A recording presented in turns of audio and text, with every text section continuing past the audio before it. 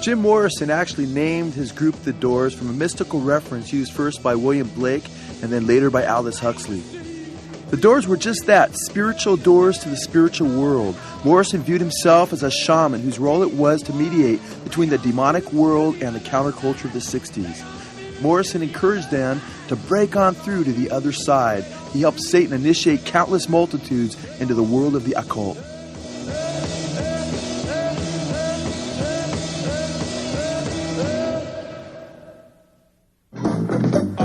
Satan picked out Morrison from a very early age and groomed him in the role that he would play to shape Crowley's counterculture revolution in the 1960s. Jim Morrison actually admitted becoming possessed at a very early age. In one song, he refers to the spirits crowding his young, fragile, eggshell mind. In an interview with Jim Morrison that appeared in the Doors' American Prayer album, Jim Morrison elaborates more on the possession experience that took place. The reaction I get now, thinking about it, looking back, is that the souls or the ghosts of those dead Indians, maybe one or two of them, were just running around, freaking out, and just leaped into my soul. And they're still there. Even Doors producer Paul Rothchild admitted, quote, "This spirit entered Jim's body. That was a pivotal event in his entire life. He always viewed himself as a shaman having mystical powers. It was this power that drove him and turned him into a seer." Here we see Jim Morrison on the front cover of the Doors album 13. And who is he with? None other than the Satanist Aleister Crowley. Jim Morrison echoed Satanist Aleister Crowley's satanic philosophy for the world revolution, do what thou wilt, with his own declaration that there are no rules. Morrison also stated, "I feel spiritual up there. Think of us as erotic politicians. I am interested in anything about revolt, disorder, chaos, especially activity that has no meaning." Here we see a picture of Jesus Christ with his disciples at the Last Supper. Below this picture, we see Jim Morrison and his disciples with Aleister Crowley, apparently drawing the conclusion that just as Jesus Christ had his apostles, Aleister Crowley the Satanist has his disciples as well. Jim Morrison recognized that as a songwriter he was only a vehicle, and that he and the rest of the Doors were only open and willing mediums to other forces that were using them.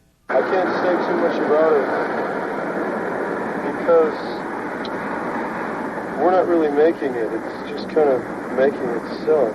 Morrison said of the picture that you see before you that he felt he looked pretty satanic. In Morrison's song The Soft Parade, he reiterates the theme of selling one's soul to Satan for power and fame. Quote, "You gotta slay a few animals at the crossroads."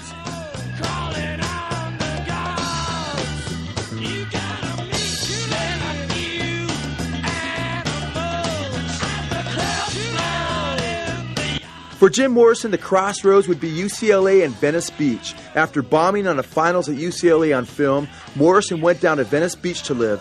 It was there that Satan would offer him fame and power and fortune as a rock star if Morrison would do his bidding. It was there at Venice Beach, as Jim lived on the roof of an old abandoned building, that Satan communicated music to Jim Morrison, who couldn't even sing at the time, through visions. It was here that Jim Morrison opened his heart up to Satan's vision. Jim Morrison admitted of this experience. In that year, there was an intense visitation of energy. He said, "I left school and went down to the beach to live. I slept on a roof. I met the spirit of music." Who was that spirit? He said, "An appearance of the devil on a Venice canal. Running, I saw Satan." The material that Satan would communicate to Jim Morrison on Venice Beach would become the basis of the Doors' first two albums and would be far more powerful than anything that they would make subsequently to that time. Morrison said, "I was living in this abandoned office building, sleeping on the roof. I just started hearing songs.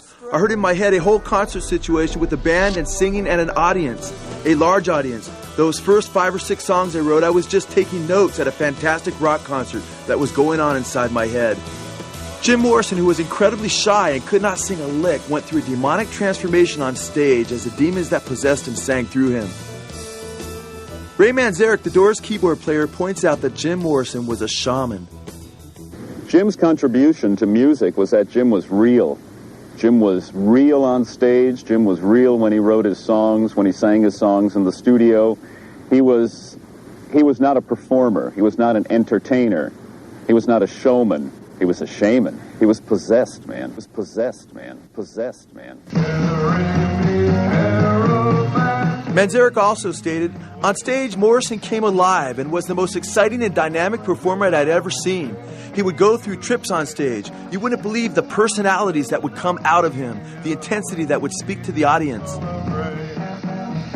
Manzarek went on to say 15,000 people would just be hushed, stopped, not even breathing. "Man, when I was on stage with the guy, I don't know what was playing the organ. Sure, it was my fingers, but," implying that the same forces that took control of Jim Morrison took control of his fingers. Manzarek further stated, "When the Siberian shaman gets ready to go into his trance, all the villagers get together and shake rattles and blow whistles and play whatever instruments they have to send him off. It was the same with the Doors when we played in concert." He said it was like Jim was the electric shaman and we were the electric shaman's band, pounding away behind him. It would take him over. I could hit a chord and make him twitch, and he'd go off again. Sometimes he was just incredible, just amazing, and the audience felt it too. Here we see Jim Morrison doing a shamanistic dance as he sought to open himself up to the spirit world and let the demons use his body. Historically, Satan and demons have used shamans to influence primitive tribes throughout the world. This is similar to the shamanistic dances done by shamans, witch doctors, and voodoo priests throughout human history. The only difference is that Jim Morrison was not simply influencing one tribe, but his music has been used to influence generations and the masses. Like voodoo priests who become possessed as they surrender their bodies to the demonic beings, Jim Morrison exhibited very similar behavior throughout his performances.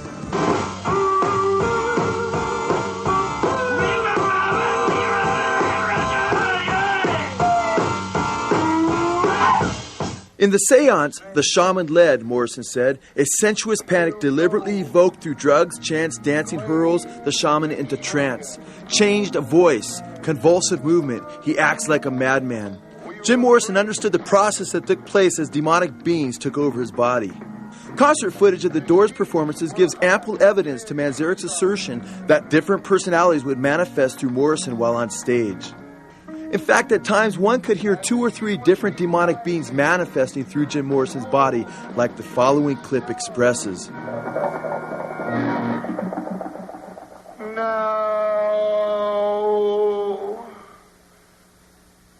Run to the mirror in the bathroom, look. He's coming in here. I can't lift you, he's so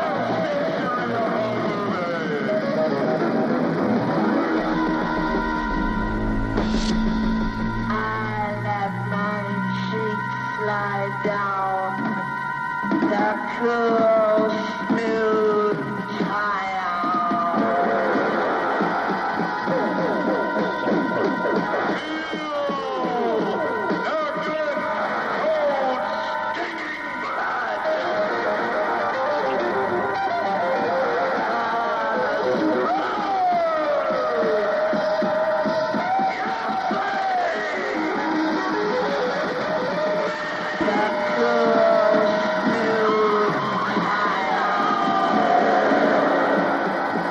Jim Morrison biographers in the book Break On Through point out that he was, quote, opening himself to be used and abused by any spiritual entity that happened to come along.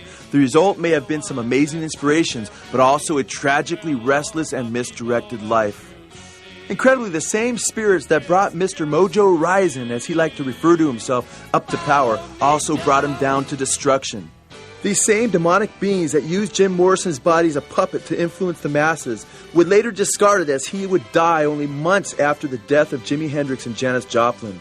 Jim Morrison admitted that he had to drink to silence the constant voices of the demons who were tormenting him. Frank Lisiandro, Doors photographer, stated that, quote, Jim drank to quiet the ceaseless clamor of the demons, ghosts and spirits begging for release. He drank because there were demons and voices and spirits shouting inside his head, and he found that one of the ways to quell them was with alcohol. The same demons who took Jim Morrison down desired to use his body and the body of countless different rock stars to take as many people in the world as possible down with them, including you. Please